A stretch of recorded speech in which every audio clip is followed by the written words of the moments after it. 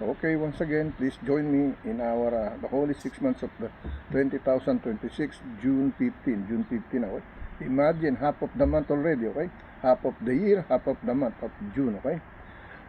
Please join me in our daily bread with devotion, healing prayer, with Jesus calling, with the promised blessing, okay?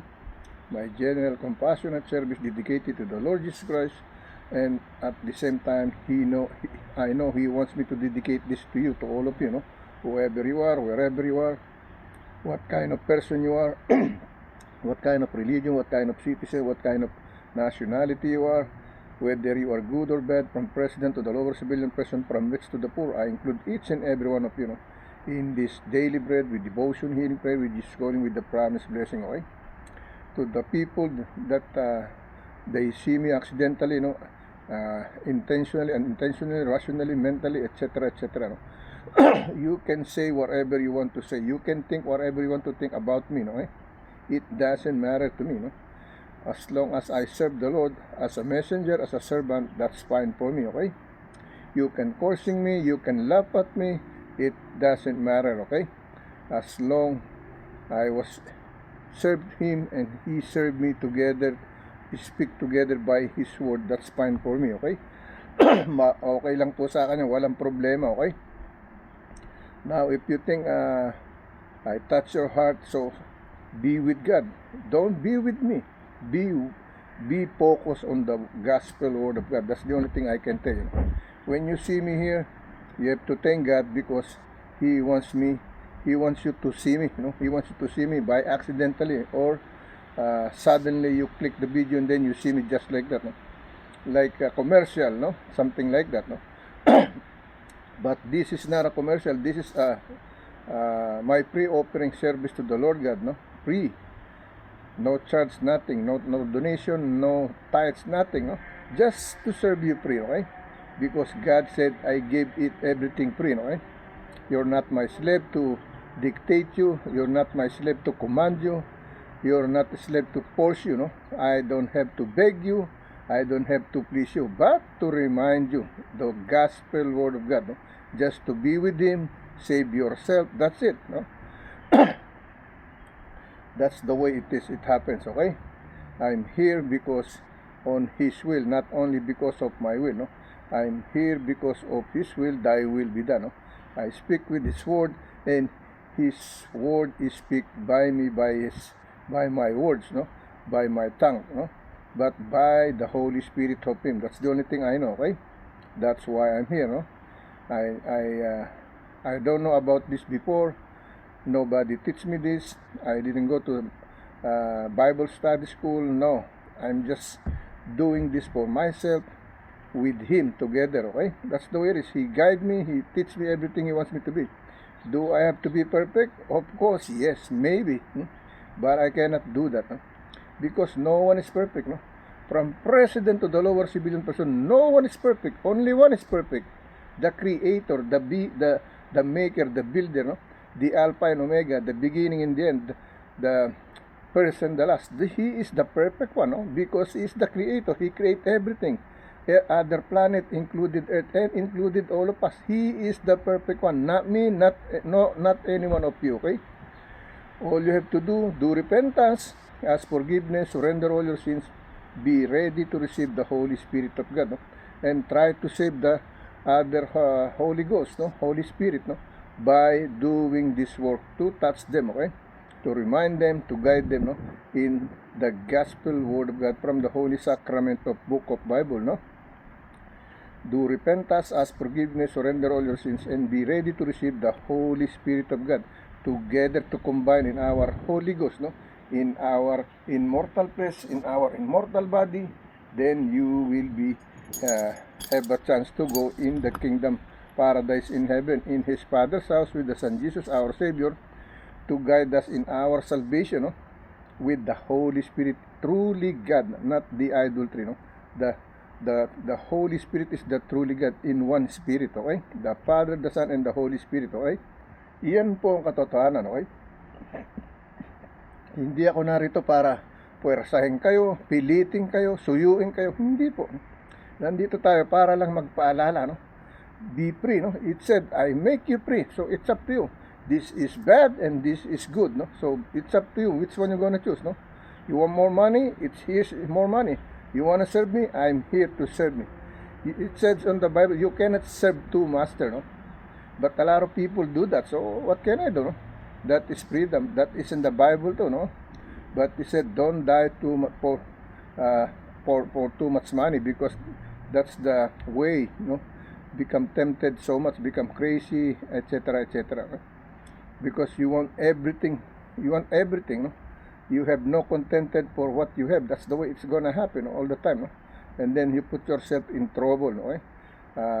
A lot of in this, a lot of that. I have to pay this, I have to pay that. That's the problem for all of us, no? But if you know how to be contented, and just to serve the Lord God, that's fine for me, okay?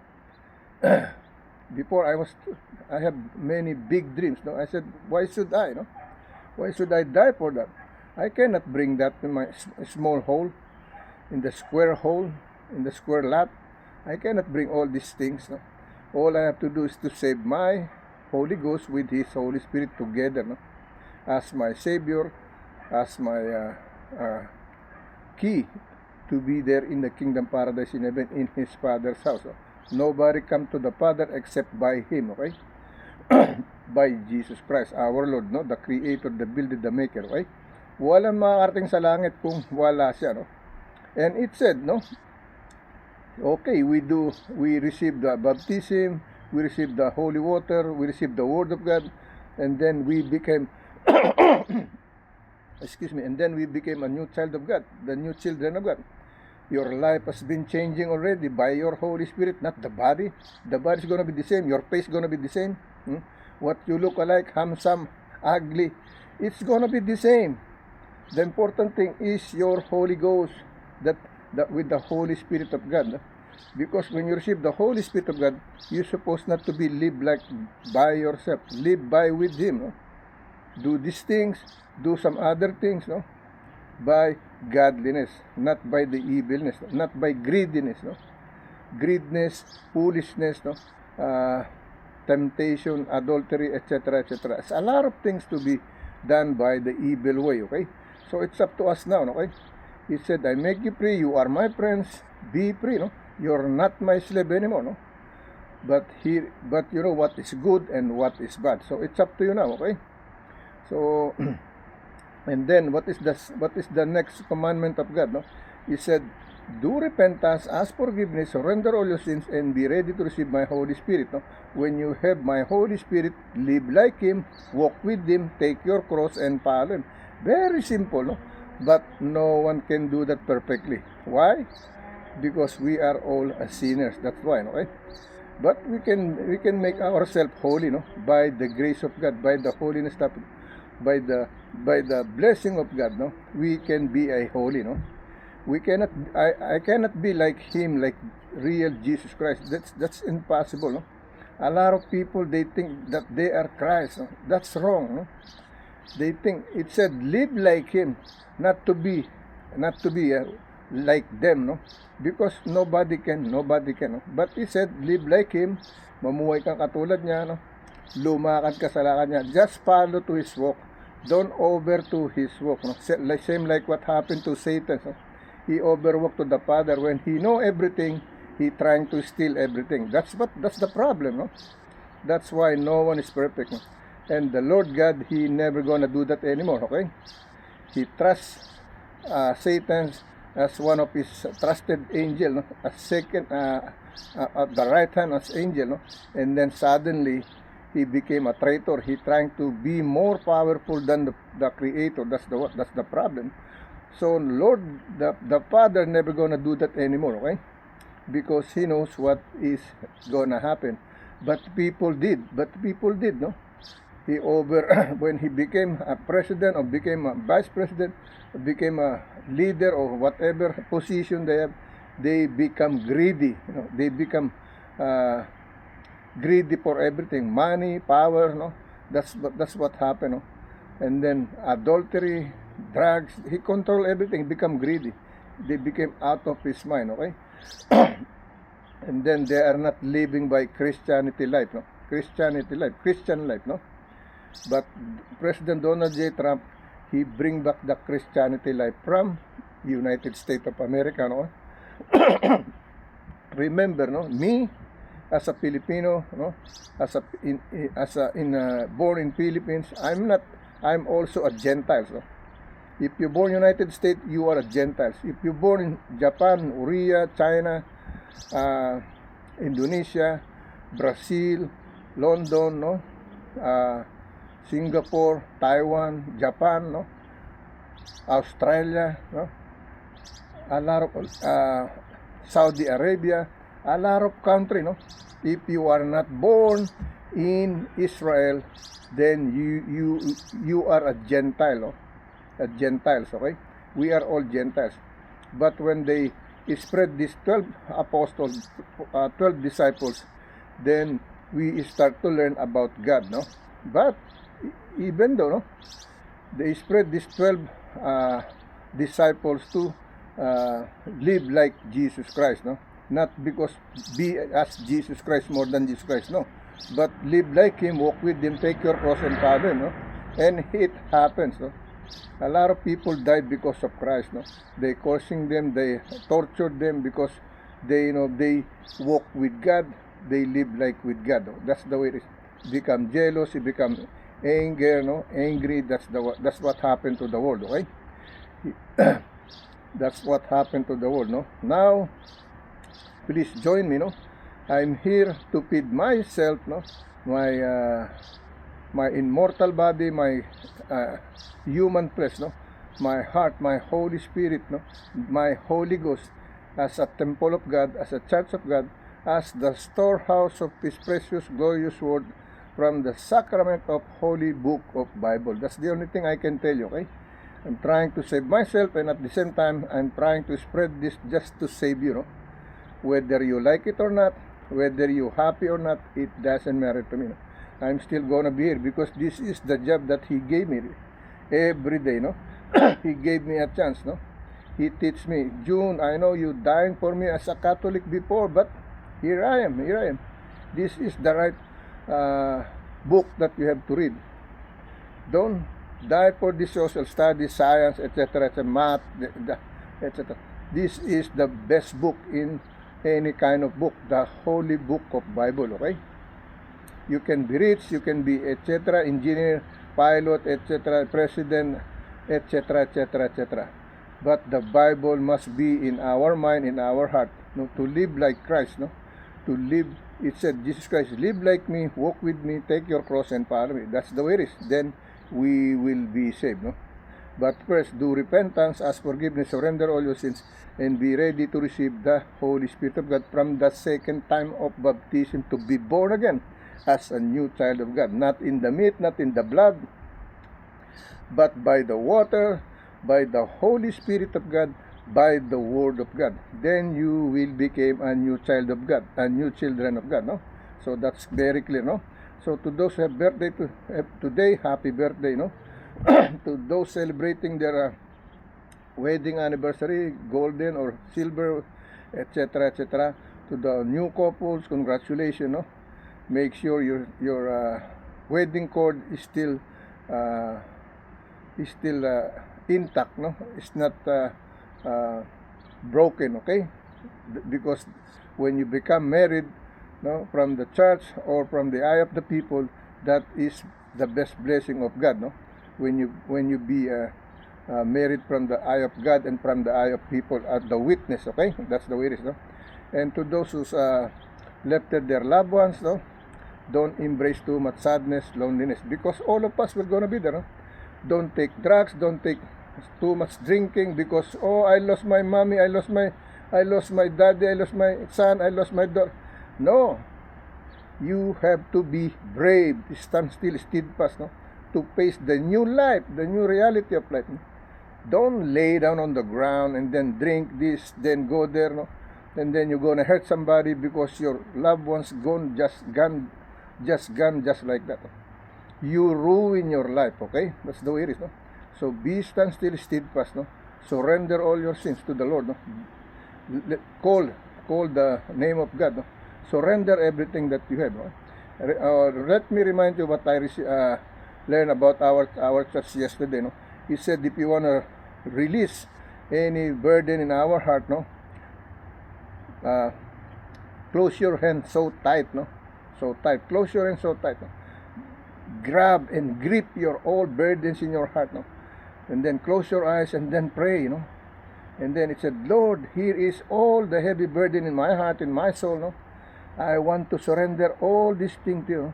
Please take it from me, and then open your hand and then release it to them. He will answer all what you ask for. No? Release all the burden in your heart, in your mind, with your Holy Ghost, with the Holy Spirit of God. Gave it to the Lord God. Lord, I surrender everything to you. No? Take it from me. Take it from me. Take all this burden in my heart, no, in my life, no. Be with me, guide me, no. Make me holy like you, Lord God. It could not be more than you are, but please guide me, save me, no. Bring me there in your kingdom paradise in heaven, not in the kingdom of hell, Lord God. In your holy mighty name, Jesus, amen. Guide me, protect me, no. Make me strong, healthy, and understanding, forgiven, to love one another, Lord God. That's the important thing in my life now. Save my Holy Ghost with your Holy Spirit. In your holy mighty name, Jesus, amen, amen, okay? That's the way it is, okay? So that's the way they tell us how to surrender all your things, no? But they surrender and then later you're gonna have problem. That's life, no? That's the natural life, no? Now let us pray, no? Okay? Lord God, once again, here I am again, Lord God, to serve you and to guide me, do whatever you want me to be, Lord God. Give me all, teach me and give me all the best wisdom that you want me to be, Lord God. Wisdom and knowledge, Lord God, to spread your holy gospel, Lord God. I know you teach me, most of the time you teach me how to do it, how to say it, Lord God. Even though I don't know all of these things, Lord God, but because of you, no, I learn a lot, I read a lot, Lord God. You teach me, you make me strong, you throw away my shame, you throw away my shyness, Lord God, just to stand still, to be with you, to continue to spread your gospel, Lord God, to each and everyone, whoever watches your video, not mine, Lord God, whoever watch your video, thy will be done, Lord God. This is your video, not only mine, Lord, but this is your word, your gospel, glorious word of God from the holy sacrament of book of Bible. This is you. God is word and word is God, Lord. In your holy mighty name, Jesus, amen. Lord, comfort all in the middle of war, in the victim of wars, Lord God. They need shelter, money, water, clothes, wherever they are in the top of the place of the sacrifice. Lord, healing prayer for all these have seeking your healing power, Lord God. If they believe on your word, if they listen to my word and your word, you will be healed them, Lord. You will be healed them. I have a friend that they really need help, no? Relatives, no, in both sides, no, in other family that who's been connected with me, Lord God. Lord, I call your name at this moment, Lord God. Touch their heart and mind and soul with their human flesh, inside, outside, Lord God. Put your hand in their head and all parts of his body to heal them, Lord God. All kind of sickness and illnesses, inside, outside of our human flesh, in our immortal body, with our Holy Ghost, with your Holy Spirit. Please cleanse us, heal us, in your holy mighty name, Father, you as a Son Jesus with the Holy Spirit, amen and amen. Okay? Yan po, sana na ramdaman nyo yung prayer natin, no? Itatouch kayo ni Lord, no? I-heal kayo, okay? If you believe that way, no? Because how we live, it's that the way we heal ourselves, okay? If you don't believe the healing, then you will not be healed, no? But if you believe in the Word of God, that you think that you've been healed, that's the way it is. Ang problema sa atin, no? Nanalangin tayo, nagdasal tayo, napagalingin tayo, tapos hindi naman tayo naniniwala na gumaling tayo, no? we're thinking back, oh, I got pain again. You say your word, you release your word to the Lord God, no? And then you know that He will hear you anytime, any moment, any second in our life. They heard us, no? What we say, they heard us. What is begging to Him, they heard us, no? Whether we're sleeping, whispering, or dreaming, He heard us. He see us, no? We cannot hide anything from Him. You ignore Him, you're cursing Him, you laugh, you insult Him. He knows everything, no? So how come when you say, heal me, no? How come He never not hear you what you want, no? Of course you will be healed already, no? We are healed already by Him, but it depends how we believe, no? How we gonna act, no? That's the way. So when you said I healed, of course you healed already, no? Don't think, oh, I got pain. You're keeping your sickness in your body. That's the way it is, no? You don't believe for what you ask for, no? When you ask for, believe that it happens. That's the way it is, okay? Kinakailangan ng faith mo, yung believe mo, talagang strong, matatag, okay?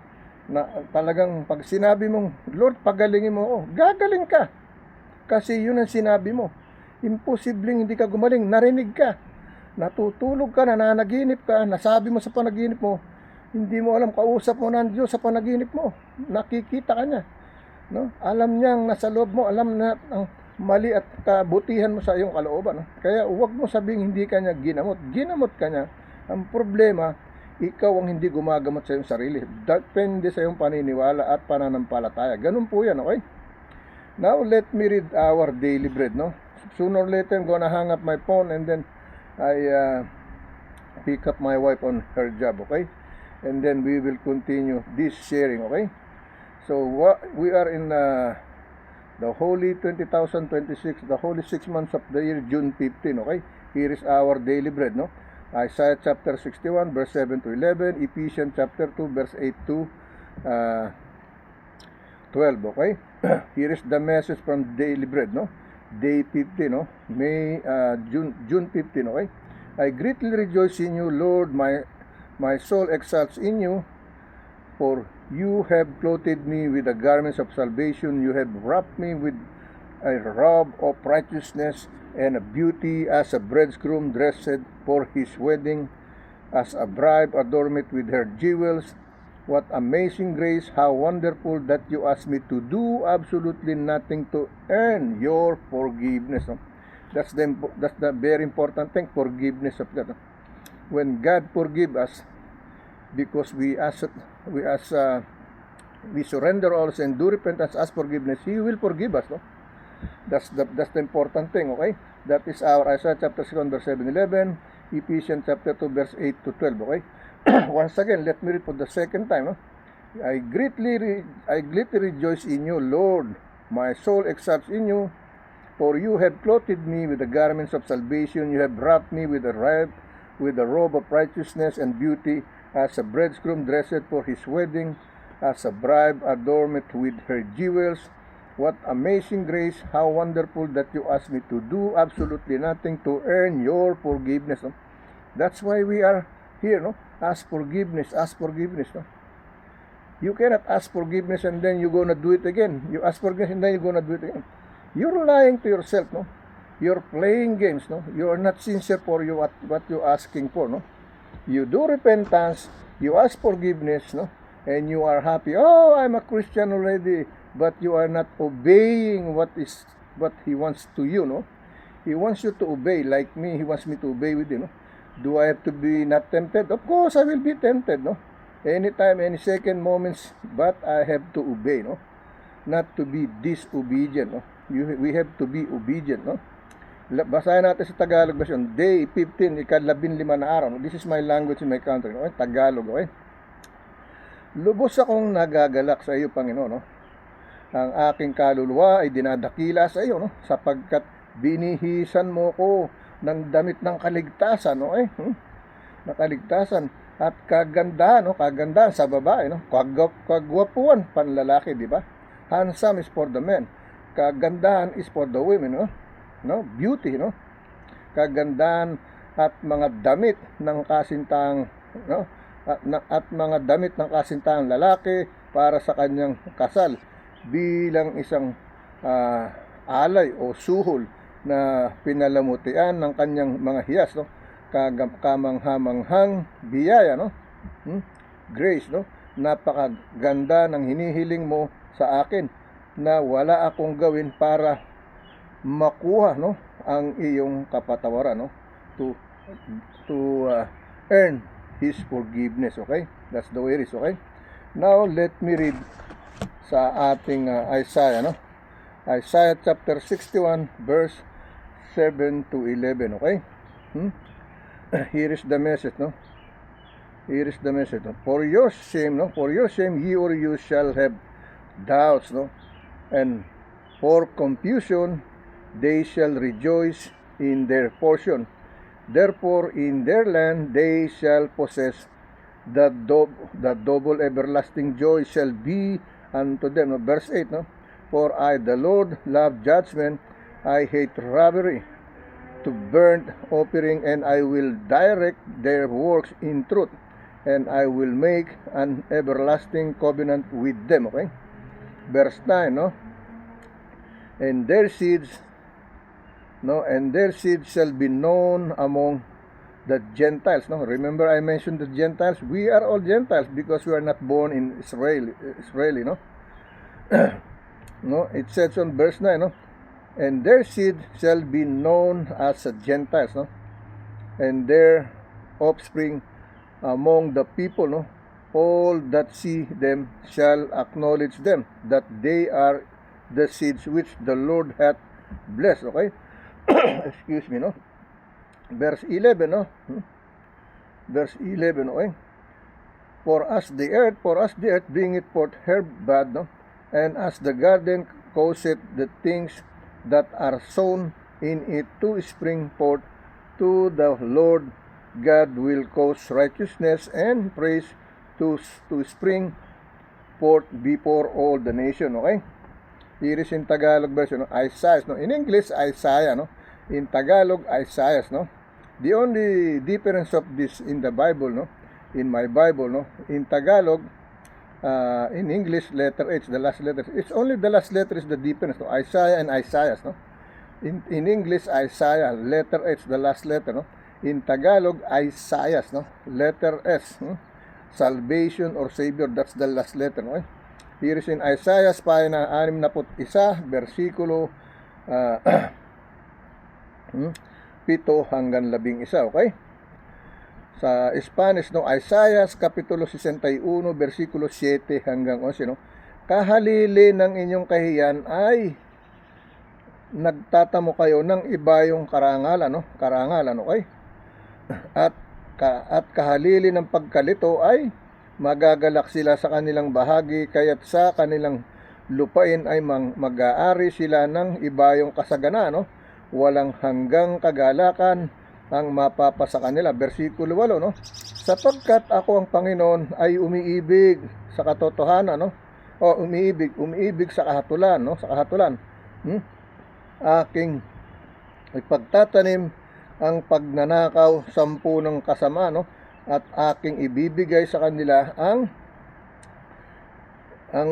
kanilang kagantihan sa katotohanan, at ako'y makikipagtipan sa kanila ng walang hanggan, okay?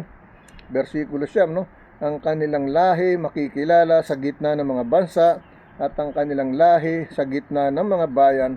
Lahat ng nakakakita sa kanila ay makakakilala sa kanila na sila ang lahi ng mga pinagpala ng Panginoon, okay? Acknowledge that they are the seeds, no, which the Lord hath blessed, okay? Ano sinasabi doon, no?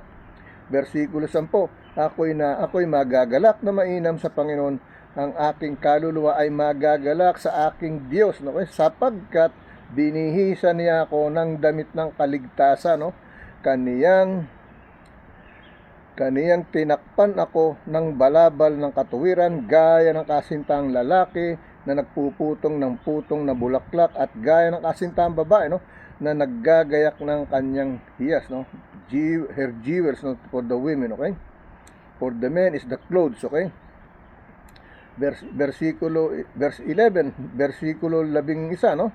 Sapagkat kung paanong ang lupa'y nagsisibol ng pananim at kung paanong ang halamanan ay nagsisibol ng mga bagay na natatanim sa kanya, gayon pasisibulin ng Panginoong Diyos ang katuwiran at ang kaburihan sa harap ng lahat ng bansa. Okay? That's the way it's gonna be. Okay? Now let me pause then, and I'm gonna pick my wife for a while. Okay? See you then. Okay? Okay, let me continue sa ating second daily bread, no, sa ating Ephesians. Baka maaagaw pa natin, no, before we go to our second video. Okay?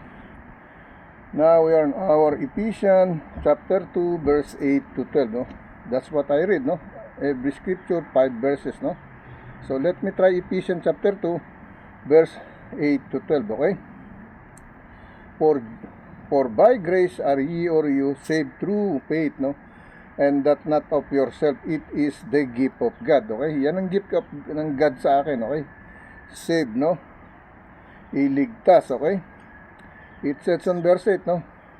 For by grace are ye or you saved through faith, no? Sa paniniwala, no? At and that not of yourself, no?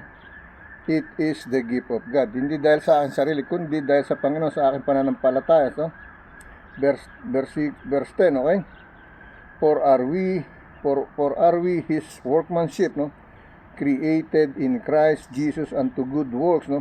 Which God hath before ordained that we should walk in them, okay? Yun yung sinasabi niya, walk with him, no? Take your cross and follow him. That's what he said, no? Walk with him, live like him, take your cross and follow him, okay? Verse 11, no? Wherefore, remember that ye or you being in time past, no? Gentiles, no? This is what I'm telling you before, no? We are all Gentiles because we are not born in Israel, okay? Yung sabi ng verse 11, no? Wherefore, remember, no, that we are in time past Gentiles in the flesh, no? Who are called, are circumcision by that which is called the circumcision in the flesh made by hands, no? Made by hands, no? Pagtutuli ang gawa ng kamay, no? Versikulo 12, verse 12, no? That at that time ye or you were without Christ, being aliens, no? Aliens from the commonwealth of Israel, no? And strangers from the covenants of promise, having no hope and without God in the world, no? Wala tayong Diyos nung tayo, kasi hindi tayo laki sa Israel, the Holy Land Israel, no? So all of us surrounding the earth is not from Israel, so we are all Gentiles, no?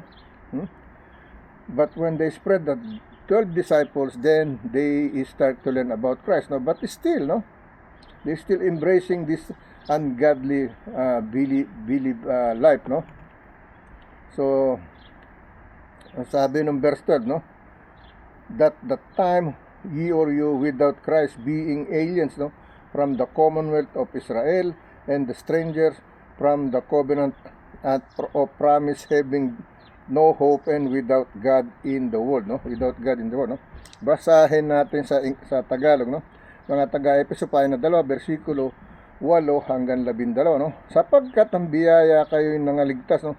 Sapagkat sa biyaya kayo nangaligtas, no, sa pamamagitan ng pananampalataya, at ito'y hindi sa inyong sarili, is not on my, no? Hindi sa inyong sarili. Ito'y kaloob ng Diyos. This is the gift of God, okay? Versikulo 9, na hindi sa pamamagitan ng mga gawa upang ang sino man ay huwag magmapuri. It's not because of work, no? You cannot say because you have work, because and this and that, no? It's not the way it is, no? Sapagkat tayo'y kaniyang gawa na nilalang kay Kristo Jesus para sa mabubuting gawa, sa mga inihanda ng Diyos ng una pang siya'y nating lakaran, upang sundan natin lakaran, no? Versikulo 11, kaya nga alalahanin ninyo na kayo nung una ang mga hintil sa laman, tinatawag na di pagtutuli, niyong tinatawag na pagtutuli sa laman, nagginawa ng mga kamay, no? Versikulo 12, no? Na kayo'y ng panahong yaon ay mga hiwalay kay Kristo, ng mga di kabilang sa mga bansa ng Israel at mga taga-ibang lupa tungkol sa mga tipan ng pangako ng walang pag-asa at walang Diyos sa sanglibutan. Okay? Hindi ko po kabisado to, pero yung sinabi ko doon sa umpisa natin sa opening, it's there. No? I didn't know I'm gonna read this, what I've been said before. No? Now let's go to our second video. No? We're gonna read the Spanish over the second video clip.